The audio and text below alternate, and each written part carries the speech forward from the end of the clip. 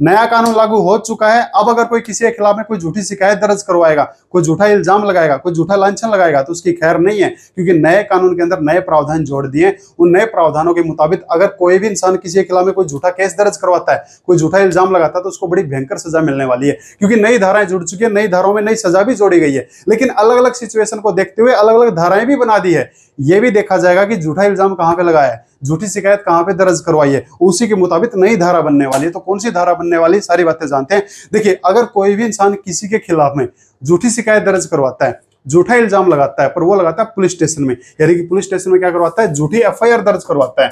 जैसे कोई झूठा दहेज केस लगवा दिया, झूठा रेप केस लगवा दिया, झूठा चोरी का केस लगवा दिया, कोई भी ऐसी झूठी एफआईआर, कोई भी ऐसी झूठी शिकायत करता है पुलिस स्टेशन में। और मैं आपको पहले वीडियो में बता चुका हूं कि अब जो एफआईआर दर्ज होने वाली है नए कानून के मुताबिक, वो एक जो नया कानून बना है बीएनएसएस, भारतीय नागरिक सुरक्षा संहिता, इसकी जो धारा है ना 173, इसके तहत में दर्ज होने वाली है। और अगर दर्ज होने के बाद, एफआईआर दर्ज होने के बाद पुलिस वालों की जांच में ये चीज आ गई कि वो जो उनको शिकायत मिली थी वो झूठी थी, उनको गुमराह करने के लिए थी, तब ऐसे में जिसने भी शिकायत दी है, पुलिस स्टेशन में अगर शिकायत दी तो उसके खिलाफ में एक एनसीआर दर्ज हो जाएगा, मुकदमा दर्ज हो जाएगा। और वो जो मुकदमा बनेगा नया, वो नए कानून की नई धारा के तहत में, यानी कि बीएनएस, भारतीय न्याय संहिता की एक जो नई धारा बनी है 217, इसके तहत में उसके ऊपर क्या बन जाएगा, एनसीआर बन जाएगा जी। और इसमें सजा भी अच्छी खासी है, 1 साल तक की सजा है और 10,000 रुपए तक का जुर्माना भी हो सकता है, ये भी उसको भुगतना पड़ सकता है, दोनों भी हो सकती है। तो अगर अब कोई किसी के खिलाफ में कोई झूठा केस दर्ज करवाता है, लेकिन पुलिस स्टेशन में शिकायत करता है उसकी, और जांच में झूठा पाया जाता है, तो आप क्या कर सकते हो, आप भी और वो पुलिस वाले भी क्या कर सकते हैं, उसके खिलाफ में मुकदमा दर्ज कर सकते हैं। और कुछ हाई कोर्ट ने जजमेंट दी है, स्पेशल जजमेंट दी है कि अगर कोई पुलिस स्टेशन के अंदर कोई भी झूठा मुकदमा दर्ज करवाता है, कोई भी झूठी शिकायत देता है, तो उसके खिलाफ में आपको 217 करना ही करना है। कोई भी आपको उसके ऊपर दया नहीं दिखानी है कि चलो इसने लापरवाही से ऐसे दे दिया, तो आपको कोई ऐसी दया नहीं दिखानी है, आपको 217 का मुकदमा दर्ज करना ही करना है। ये पुलिस का दायित्व है, जिम्मेदारी है। लेकिन अगर पुलिस ना करे तो, और आपका मन करे कि भाई मेरे खिलाफ किसी ने शिकायत दी है पर पुलिस वाले तो नहीं लगा रहे, तब ऐसे में आप भी जिस पुलिस स्टेशन में वो शिकायत दी है वहां के एसपी को जाके आप एप्लीकेशन दे सकते हो कि इसके खिलाफ में 217 का मुकदमा बनाया जाए, तो फिर वो एसपी बना सकता है। इसके अलावा अगर किसी ने आपके ऊपर कोई इल्जाम लगाया, कोई लांछन लगाया, पर वो पुलिस स्टेशन में नहीं लगाया, पब्लिक प्लेस में लगाया है, घर के बाहर लगाया है, गली में लगाया है, किसी तीसरे बंदे के आगे लगाया, तब ऐसे में आप उसके ऊपर मानहानि का भी दावा कर सकते हो। और मानहानि के लिए जो नया सेक्शन बना दिया, नया कानून यानी कि बीएनएस, इसकी एक धारा बना दी 356 के अंदर बता दिया जी मानहानि के बारे में।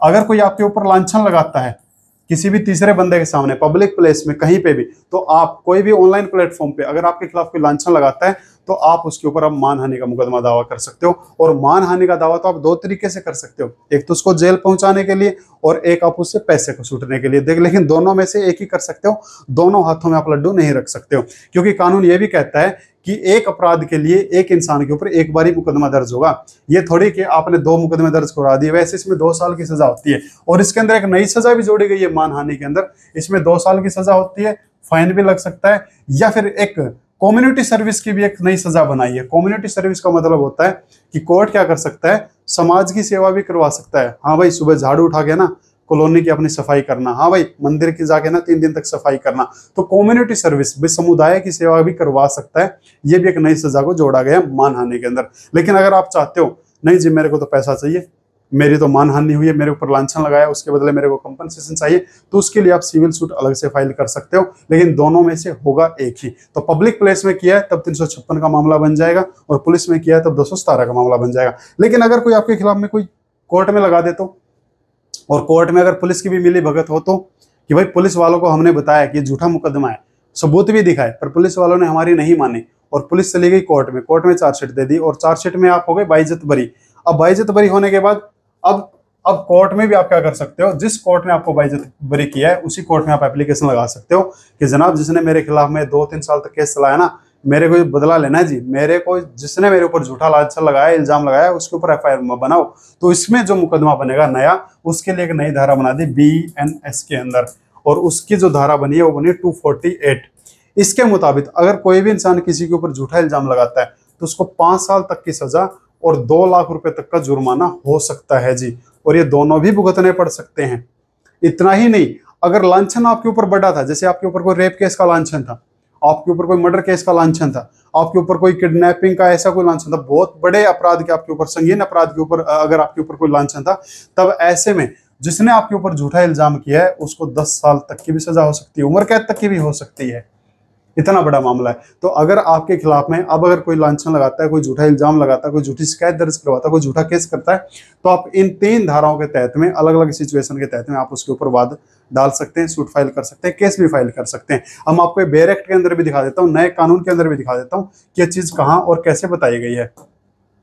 देखो मैंने आपको 217 बताया था कि अगर कोई पुलिस स्टेशन में आके आपके खिलाफ में कोई झूठी शिकायत करता है, तो जो कोई किसी लोक सेवक को कोई ऐसी इत्तला, कोई ऐसी जानकारी जिसके मिथ्या होने का उसे ज्ञान और विश्वास है, वो पता है उसको कि मैं झूठी शिकायत कर रहा हूं, इस आशय से देगा कि वह उस लोक सेवक को प्रेरित करे, या ये संभावना जानते हुए देगा कि उसको तहत द्वारा प्रेरित करेगा कि वह लोक सेवक, यानी कि उसको पता है कि वो झूठी जानकारी है, फिर भी वो इस कॉन्फिडेंस से दे रहा है कि उसकी बात पे भरोसा करके क्या करेगा, सामने वाले पे एक्शन लेगा। कैसे एक्शन लेगा? कोई ऐसी बात करेगा उसके साथ में, या करने का लोक करे जिसे वह लोक सेवक, यदि उसे उस संबंध में जिसके बारे में ऐसी इतला दी गई तथ्यों को सही स्थिति का पता होता तो न करता, न करने का लोक करता, यानी कि इस तरीके से बताएगा कि उसको यकीन हो जाए, कि उसको ये यकीन ही ना हो कि मैं झूठ बोल रहा हूं। दूसरी बात बता दी, ऐसे लोग की विधि पूर्वक शक्ति का उपयोग करे जिसे उपयोग से किसी व्यक्ति को सत्य या शोभ हो, यानी कि झूठी जानकारी देने का मकसद क्या है कि सामने वाले का नुकसान हो, सामने वाले की बेइज्जती हो, सामने वाले का नुकसान हो, हानि हो। इस पर्पज से अगर देता है और बाद में जांच में पाया जाता है कि इसने पुलिस वाले को झूठी जानकारी दी है, तो पुलिस क्या कर सकती है, 217 का मामला दर्ज करवा के उसको 1 साल तक की सजा दे सकती है और 10,000 रुपए तक का जुर्माना लगा सकती है, और ये दोनों भी लगा सकती है जी। इसके बाद फिर मैंने आपको बताया था मानहानि वाला, कि अगर कोई किसी के अगर मानहानि करता है तो भी गलती बात है भाई, मानहानि नहीं करना चाहिए, ठीक है। तो मानहानि का जो मुकदमा बनता है वो 356 का बनता है, 356। आजा भाई, आजा आजा फटाफट आजा। 356 356 कहाँ रह गया?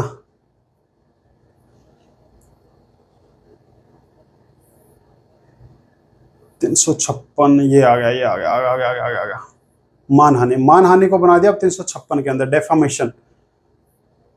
अगर कोई किसी की मानहानि करता है पब्लिक प्लेस के अंदर, तो जो कोई बोलेगा या पढ़े जाने के लिए आशित शब्दों द्वारा या संकेतों द्वारा, या फिर कोई भी ऐसा चित्र बना के किसी व्यक्ति के बारे में कोई लांछन इस आशय से लगाता है, प्रकाशित करता है कि ऐसे लांछन से ऐसे व्यक्ति की ख्याति या अपमानी की जाए, यानी कि उसकी बेइज्जती हो, ठीक है। सीधी सी बात, अगर कोई आपके ऊपर कोई झूठा इल्जाम लगाएगा तो समाज में तो आपके खिलाफ में थू ही होगी ना।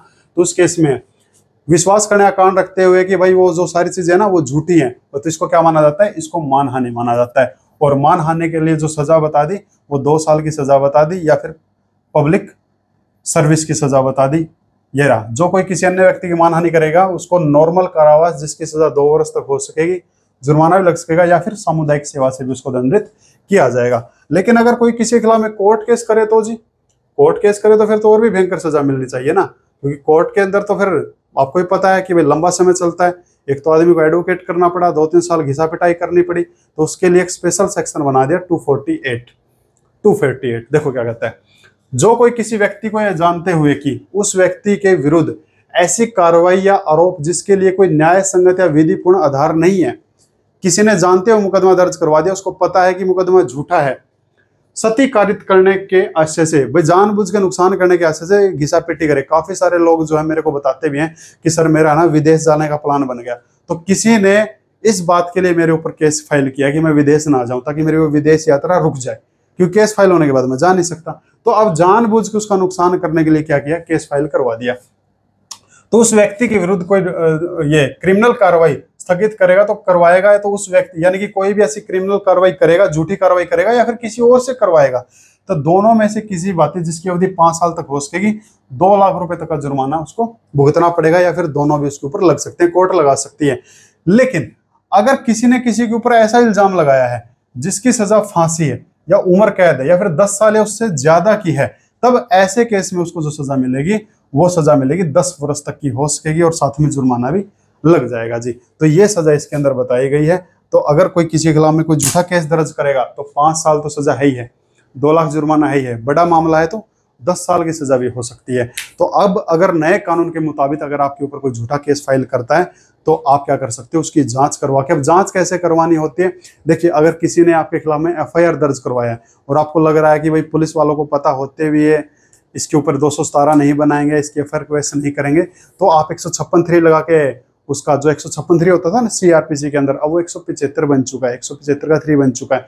उसके मुताबिक आप क्या कर सकते हो, उसकी री इन्वेस्टिगेशन करवा सकते हो।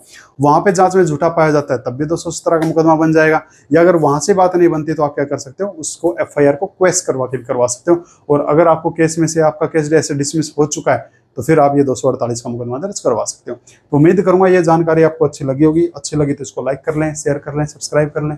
नहीं अच्छी लगी इसको डिसलाइक कर लें। किसी भी टॉपिक के ऊपर कोई भी जानकारी चाहिए तो कमेंट बॉक्स खुला है। Thank you my dear.